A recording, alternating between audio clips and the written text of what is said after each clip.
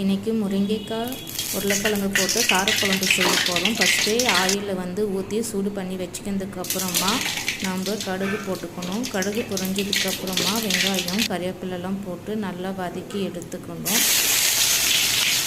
வதக்கி எடுத்துக்கிறதுக்கப்புறமா நம்ம முருங்கைக்காயும் உருளைக்கிழங்கும் போட்டு நம்ம ஃப்ரை பண்ண போகிறோம். அதுக்கப்புறமா மசாலா, அதுக்கு தேவையான மசாலையும் நம்ம அரைச்சி வச்சுக்கணும்.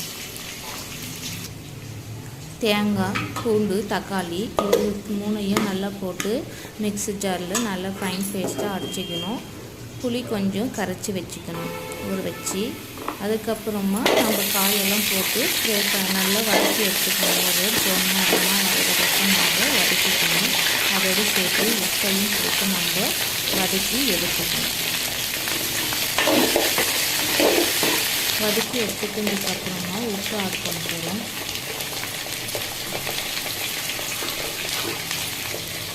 தக்காளியும் சேர்த்து நம்ம அதோடு சேர்த்து வதக்கிக்கணும். நல்லா வதக்கிக்கணும். நல்லா வதக்கினதுக்கு வதக்கினா அதே வதக்கி நம்ம போயிட்டு மசாலா கொஞ்சம் அரைச்சி வச்சுக்கணும். மசாலையும் அரைச்சி எடுத்துக்கணும்.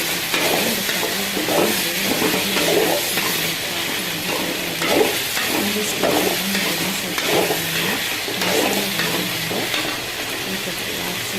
ஊற்றி கலக்கிட்டு போகிறோம். அதுக்கு நம்மளுக்கு எவ்வளோ தண்ணி வேணுமோ அவ்வளோ தண்ணி நம்ம ஆட் பண்ணிக்கணும். தனியா பவுடர்,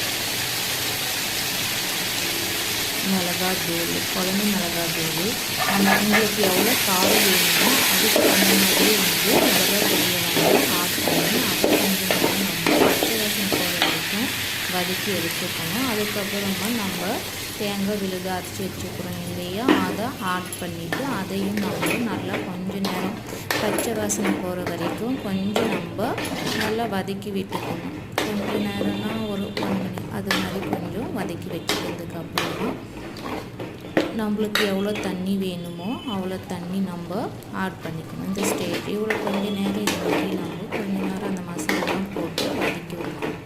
வதக்கிறதுக்கு அப்புறமாக நம்ம இப்போ எவ்வளோ தண்ணி வேணும், காய் வேகணும், உங்களுக்கு எவ்வளோ குழம்பு வேணுமோ அதுக்கு தகுந்த மாதிரி நீங்கள் தண்ணி ஆட் பண்ணிக்கணும். தண்ணி நல்லா ஆட் பண்ணி அதுக்கப்புறமா நல்லா மிக்ஸ் பண்ணி விட்டுக்கணும். மிக்ஸ் பண்ணதுக்கப்புறமா உப்பெல்லாம் போட்டு நம்ம காய் வேக வச்சு இறக்கணும். அப்படின்னா நம்மளுக்கு உருளைக்கிழங்கு